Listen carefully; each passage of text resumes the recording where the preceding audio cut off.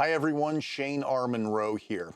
Several people on Reddit asked if anyone had purchased the Rii RK707 3-in-1 controller, as it seems to be a unique solution for bringing a keyboard, mouse, and controller with your Steam Deck on the go.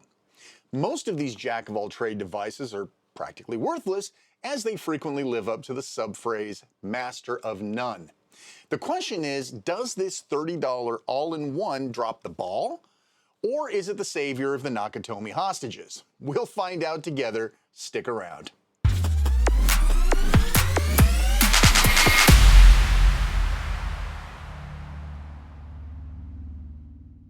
All right, so it finally arrived. I have this Rii mini wireless controller, complete with a keyboard, a mouse trackpad, and of course a full-blown controller. Let's open up the box together. Inside we have a rather nice manual. There's all sorts of interesting things in here. I would definitely recommend you check it out.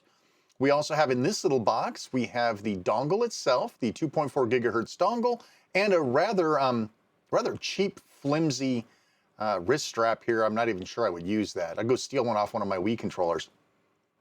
In the other little box, if I can ever get it out of here, in this other little box, of course, we have the cable. We'll just slide it out here.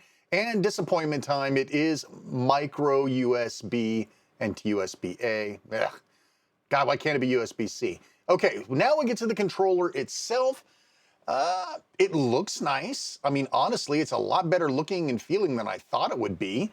2 analog sticks, a decent D-pad, click-ins, all the buttons feel pretty good, the face buttons feel pretty good. We have triggers, bumpers. It's pretty full service. On the bottom here, we have an on-off switch, of course, the micro USB, and where we put the strap. The top, nothing, sides, nothing. Okay, here's the keyboard side and this little tiny trackpad. It does tell you how to do right click, left click, that sort of thing, but there's also 2 buttons at the bottom that will do the same thing. And they're function key controls, which is great. You have controls, so you can do control copy, control paste. Yeah, I mean, it's a decent serviceable keyboard. Here's a switch to let you change between controller and keyboard.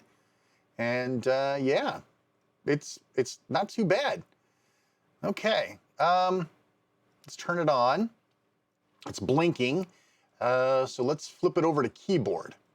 Okay, so I haven't plugged it in yet, so it's just trying to pair itself. But this is supposed to light up, and I'm looking for the button here. And yes, I realize looking at it back now as I'm voiceovering it, the light button is right here. It's really hard to see in the light. I'm going to try to cover it for you. You can see it does backlight, although the backlight does not service the function key lights. The function keys do not service well. So let's change over to the controller here and take a look. Obviously, we can't really do anything with it until it's connected. We'll just shut it off here. All right, we're going to go ahead and put this guy onto charge just to make sure it doesn't die in the middle of things. And you do have a charging light on the keyboard side to let you know that it is indeed charging. So let's take a look at our dongle. This is a USB-A dongle, which of course could be a problem if you're going to use the Steam Deck all by itself. This, of course, does not plug into USB-C. You're going to need something cool like one of these little adapters that will adapt USB-A to USB-C. And now we would have a working solution. Of course, you can't charge while this is plugged in, so you're probably going to have to get something like the MoGood or one of those other things that I recommended. Of course, if you got a dock, you're good to go. Just plug it into the dock and life is good. Okay, so I've got it all hooked up here, and I'm going to try out the keyboard side here. Just up and down arrows, definitely works, definitely works. I'll change it over to controller and make sure that it picks up. Something's not right here. All right, let me change types. If you hold down the home button there for a certain period of time, it'll change it to different modes. There's X input, direct input, and an Android mode. And it's the Android mode that actually works here on the Steam Deck. Great. Okay. So yeah, it shows up as an Android controller, game controller, no big deal. Everything seems to work fine. And again, if you hold down that button, you'll see that it immediately disconnects, and it does not work as a DirectX or direct input, nor does it work as X input. It only works as an Android controller, which I thought was kind of weird. but it works, so I'm not going to complain too much about it. Of course, there's no rumble on here, so there's nothing to worry about there. So you can see here that it tells you right in the instructions for a change exactly what to do. Okay, so if I go to my button testing, I'm going to check the analogs, and look at that. They're actually analog triggers. That's kind of nice. We'll check the other buttons. Everything works okay, but those analog triggers, that's pretty rare to find in a cheap controller. So that's good. Of course, the throws on these things are really, really short. All right, so let's take a look at playing a twin stick shooter. This is Geometry Wars Retro Evolved, and the throw is pretty far, right? So if you're playing these freaky twin stick shooter Twitch games, you've got to throw the stick pretty far. I'm sure you could go in and change that with Steam Input to open that up a little bit. But yeah, initially you're probably going to find it. There's a lot of throw, which makes it harder to change directions on a dime, that sort of thing. But overall, I think it is just fine for dual stick controls. All right, let's move over to something a little more contemporary here. Sonic and All-Star Racing Transform, one of my all-time favorite racing games. This, of course, has not only an analog gas pedal, but also analog steering. So this was a nice test to just sort of run it through and see if I could control it okay. And again, every controller is a little bit different. You're going to need a little time to warm up. You can see I'm definitely not playing at the top of my game, but everything in here definitely works, including the analog trigger and the analog stick for micro steering or small steering, as well as for acceleration. Okay, yeah, great game, by the way. If you haven't had the opportunity to play Sonic Racing Transformed, I highly recommend you check it out. It's usually like $5. It's super cheap. It's gorgeous on the deck. You can't really tell because it's off screen, but trust me, it's a great little game. All right, so let's move along here to something that is going to be near and dear to people's heart, a fighting game, Mortal Kombat 2, under arcade game emulation and Emulation Station. And I am controlling Baraka here, and I'm not having any problems with the D-pad. Baraka doesn't have a ton of weird, crazy roll attacks or anything like that. But I did play with Scorpion a little bit, and I didn't have any problems at all with using the D-pad, which I can really honestly not say about the Steam Deck itself. So if you're into fighting, then this might be the stick for you, and the D-pad's definitely a slight move up. Okay, so let's see what we got here. We're going to go ahead and check out the keyboard side. So I'm going to flip over to the keyboard, and it's a little darker now, so hopefully the lighting up will work a little bit better. But you can see it's a nice little keyboard. I'm not usually into these little chiclet type keys, but look at that. Wow, it really lights up. But as you'll notice though, the function stuff, anything that's red does not show up. And it's actually really, really hard to see. So if you're planning on using function keys or alternate function buttons, even with the light on, it can be very difficult to see.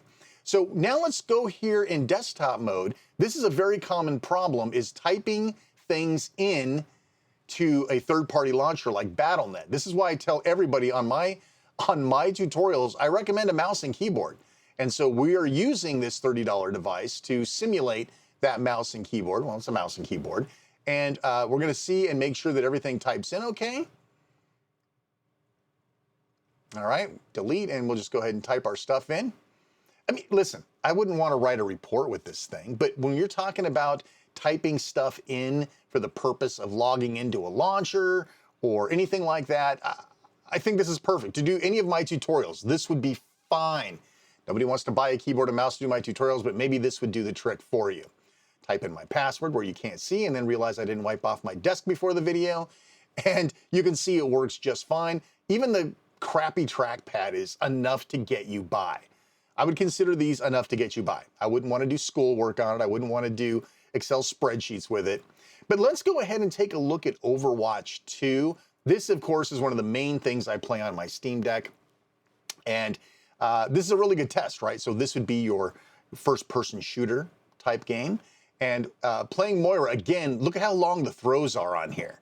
The throws are really, really long. So I would have to go into the Steam input system and change that around a little bit. But checking out the triggers, they seem to be working fine. And I'm able to launch a ball very, very easily, which is something I cannot do with the bumpers and triggers on the Steam Deck because of the configuration and the way the bumper and the triggers are so far apart from each other.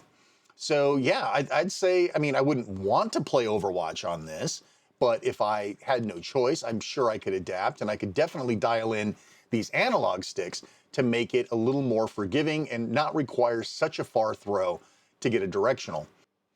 On Reddit, many owners of other Rii products said that despite being 2.4 gigahertz, they had terrible range.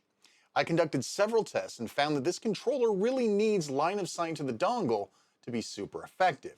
Now that sounds kind of silly because of course you'll have line of sight, but you need to consider that if you are plugged into a dock, the dongle is probably on the back, meaning the dock and or deck itself are interfering with the signal.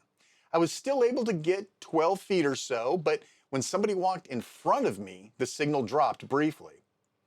If you tuck your deck or dock behind the TV or in a media cabinet, you might still need a small extension cable to get that dongle more in line of sight. Otherwise, what do I think? At 30 bucks, you get a compatible keyboard that will allow you to do tutorials, log into third-party lockers, and do cut and paste properly. You get a works in a pinch tiny touchpad mouse that is more or less functional, but I'll take the Steam Deck's touch pads any day. As for the controller, heck, I've owned worse. Having tested dozens of Android-based controllers for gaming on the go, the analog sticks have some play in them, and they are long throws, which will be an adjustment period for anyone used to the deck. The face buttons are fine, and oddly, the D-pad might actually be better than the deck's own D-pad, making it a nice alternative for fighting games. The triggers are actually analog, which is fantastic, but the throw is so small, it might not matter. Bumpers are serviceable, and the home button works properly as a Steam button, so anything a standard Xbox controller has, you'll have here. Is it a great controller? Probably be great for Gen 4 and earlier emulation, but utilitarian for all other purposes. What makes this a buy then? The price point. For under $30, you get 3 more or less working devices, the keyboard probably being the best, followed by the controller, and finally, the mouse.